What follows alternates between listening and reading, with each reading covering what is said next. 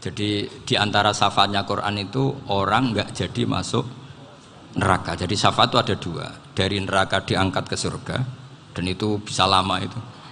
Tapi kalau syafaatnya Quran itu yang belum masuk neraka supaya nggak jadi masuk neraka. Karena neraka juga punya aturan, dia juga kena aturan fikih. Jadi, loh betul ini, saya ada guyon. Jadi kena konstitusi apa? Fikih. Sama tak ceritani syafaatnya Quran itu ada orang itu beling itu fasik. Itu dihafal surat Tabarok. Hafal betul.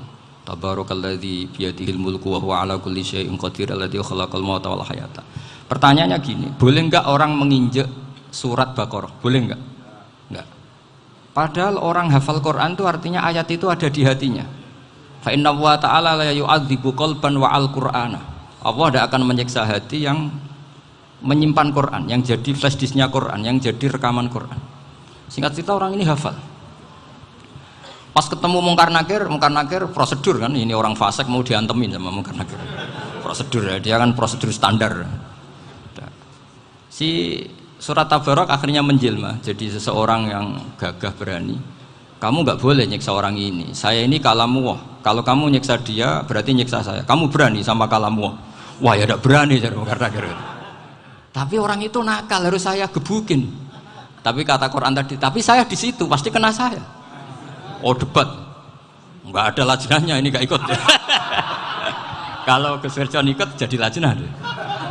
Kalau jadi lajnah pasti kroninan. Kalau santrinya dimenangkan nanti. Akhirnya debat. Ya sudah kita ketemu Allah. Akhirnya Mungkar Nakir sama Quran tadi surat Tabarok datang, sowan sama Allah. Terus kata Allah, memangnya kenapa Mungkar Nakir? Saya harus nyiksa dia karena dia fasik ya Allah. Memangnya kenapa surat Tabarok? Saya ada di situ. Menurut aturan orang tuh nggak boleh injak-injak Quran. Kalau dia nutuk saya, nutuk Quran, itu harus dikasih tahu fikihnya Mungkar Nakir. Akhirnya Allah ngendikan gini ke surat Tabarok. Ya sudah terserah kamu. Kalau terserah kula Gusti, Mungkar Nakir nggak boleh nyentuh orang ini. Ya sudah selamat. Sehingga terus itu sama baca di termasuk mujizatnya surat Tabarok di tafsir Ibnu Katsir banyak. Karena tadi logikanya malaikat itu juga kena aturan fikih. Sehingga banyak ulama termasuk Said Muhammad ngendikan pertanyaan Mungkar Nakir itu tidak semua orang kena. Kalau semua orang kena nanti kalau tanya Nabi Muhammad, waman nabiyuka? Kacau kan jawabnya. Nabi kamu siapa? Lu saya ini nabi. Ya kan? Lah nanti kalau pas ketemu Nabi Ibrahim, waman abuka? Jadi repot kan? Makanya ada kiai yang guyon kalau ditanya marabbuka, saya ini guru tauhid sembrono. Saya ini ngajar Ummul Barohin, kamu tanya marabbuka. Masyhur itu keramatnya Imam Malik itu. Ada Ashabu Malik, rajulun min ashabi Malik. Beliau ditanya Mungkar Nakir marabbuka manabiuka. Imam Malik datang, ini seumur-umurnya itu ngajar tauhid. Kok kamu bedai enggak sopan kamu? Nah, kita berharap barokah sampean ngaji nanti itu. Yes. Malaikat itu anak sungkane gitu. Jadi dan saya meskipun guyon itu serius. Bedanya orang alim sama ndak itu di situ. Kalau orang alim itu guyon itu masih bener, masih serius.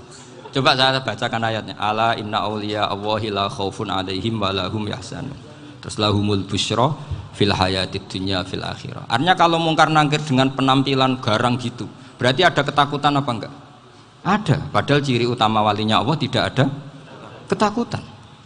Makanya itu termasuk dalilnya Sayyid Muhammad, tidak semua orang alami seperti itu karena wali-wali itu la khaufun alaihim wa lahum yahzanun. Wah anak kiai ketemu karena kerja buat tidur wedek. Iku dresege ora kok pertanyaan itu, nak konan santri piye? Lho isen wis kiai dihanjuti Mungkar Nakir. Malu gak kira-kira? Mesti pelengahan konan santri piye? Nah jawabannya gampang karena pernah ngajar tauhid. Makanya Sayyidina Ali ini cerita ini ada di kitab Nurul Dholam. Sama lihat di kitab Nurul Dholam karangannya Syekh Nawawi Banten. Itu Sayyidina Ali itu ya, andekan orang biasa mungkin ya agak-agak hasut, tapi ini wali gak boleh kamu katakan hasut. Dia tuh mangkal sama Umar. Orang kok setiap orang pernah dibentak. Apa dia berani bentak Mungkar Nakir? Penasaran dia. Bagaimana perangnya Umar itu berlanjut enggak gitu kira-kira. Akhirnya minta, ya Allah saya minta kasyaf. Ya karena yang minta Sayyidina Ali karena mau wajah dituruti sama kasuf. Dilihat Sayyidina Umar pas meninggal itu. Jadi hasud itu ya kadang penting asal baik. Loh betul bahasa Kanjeng Nabi kadang la hasada illa fisnaten. Itu Nabi membahasakan ya hasad. Gus Verson saja yang nafsirkan ghobtoh itu kan gaya-gayanan sebagai ulama. Aslinya Nabi ngendikannya itu la hasada illa fisnaten. Ulama yang ganti itu namanya ghobtoh. Wong Nabi sendiri nyebut hasad kok kamu tafsiri ghobtoh. Ya hasad ya hasad. Udah enggak usah ditawil-tawil pokoknya gitu. Kalau sampean nggak percaya nggak apa-apa. Kok gitu aja kok repot. Karena sampean nggak percaya kemungkinannya dua. Satu nggak ngerti.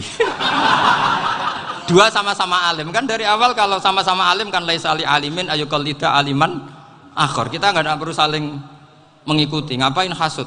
Biasa aja. Akhirnya Sayyidina Ali kasut. Pas Umar bangun, setelah mati kan bangun, setelah meninggal bangun. Munkar Nakir datang dengan perangai yang sangat garang. Itu digambarkan Sayyidina Ali matanya itu kal kidril ghali. Kayak apa? Kendil yang apa? Menganga. Wah, seru. Sayyidina Ali senang, paling takut ini Umar. Senangnya bukan main. Wah, ini mesti takut Umar. Biasa. Ternyata enggak, Umar malah bangkit. Woi, Munkar Nakir. Kamu tahu menghadapi siapa? Itu betul ya? Kamu itu menghadapi temannya ahabbal khalqi ilallah. Yang diandalkan temannya bukan dia.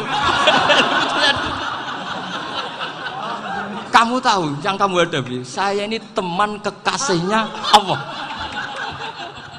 Jadi boleh kamu mengandalkan Mbak Virjon. Tapi nanti resikonya Munkar Nakir tanya, itu Virjon siapa? Wah itu masalah kan. Makanya syaratnya wali itu harus ma'rufun fis sama. Di langit sudah populer. Makanya dulu ada orang yang saking seninya Abdul Qadir ditanya apa saja jamnya Abdul Qadir Al-Jilani itu aman karena beliau populer. Makanya program kita harus populer dulu di langit. Nah, itu nanti kalau dicatut oleh santri-santri nggak apa-apa. Kalau nggak populer nanti dicatat, itu siapa? Masalah ini. Umar itu yang dibanggakan itu, kamu tahu saya siapa? Ya enggak tahu, saya ini temannya kekasihnya Allah. Temannya Muhammad, iya Muhammad Rasul. Wah mikir, waduh, repot. Loh di dunia aja gitu kan, temannya presiden, temannya panglima, apalagi ini temannya Sayyidul Awalin wal Akhirin. Di dunia aja bilang temannya presiden, menteri, orang sudah takut, apalagi ini temannya Sayyidul Awalin. Hanya Munkar Nakir terus konfirmasi sama Allah, gimana ya Allah ini ngadepi. Sebetulnya yang diandalkan itu temannya, bukan dia. Wah, akhirnya sama Allah dibilang, ya bu, ya sama seorang seperti itu bu yang sopan. Terus semenjak itu Munkar Nakir itu nggak selalu berpenampilan seperti itu, sangat. Jadi semoga itu konsisten sampai nanti. Jadi kamu kalau ingin nggak takut Munkar Nakir jadi wali dulu. Karena syaratnya tadi hanya wali sing la khaufun alaihim wa lahum yahzanun lahumul busyra fil hayatid dunya fil akhir. Jadi orang itu kalau ngaji itu harus khatam. Jangan semuanya kena pertanyaan. Dan kalau semuanya kena pertanyaan nanti repot. Kalau Nabi Muhammad ditanya waman Nabi juga. Nabimu siapa? Lu kan terus jadi aneh. Jadi makanya ngendikane Sayyid Muhammad semua ulama lah, nggak ada am kecuali ditaksis, kecuali sifatnya Allah. Misalnya bikulli syai'in alim ya benar-benar bikulli syai'in. Tapi kalau am semuanya pasti ada taksis, meskipun dalam muhawarah muhadasah biasa. Misalnya contoh gampang, istri kamu baru seneng kamu, mas nak pengen apa-apa itu lapor aku, gak apa-apa mas, mesti aku seneng sama lapor. Iku dia aku pengen wayo. Wah langsung jadi apa wae. Mesti apa wae maksudnya kecuali itu gitu. Padahal kalau ngomong ya mas sampean ingin apa saja tak dukung. Terus sampean bilang kepengin iku wayo. Kira-kira disetujui apa enggak? Sama seperti kita kalau punya teman akrab, wes nang omahku gak apa-apa, anggap ya omahmu dewe. Terus mlebu-mlebu kamar.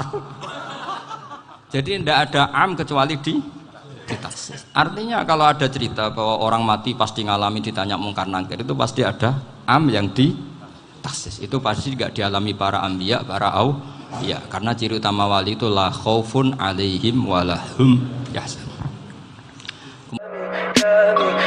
pretty lies. Look me in the face, tell me that you love me, even if it's fake.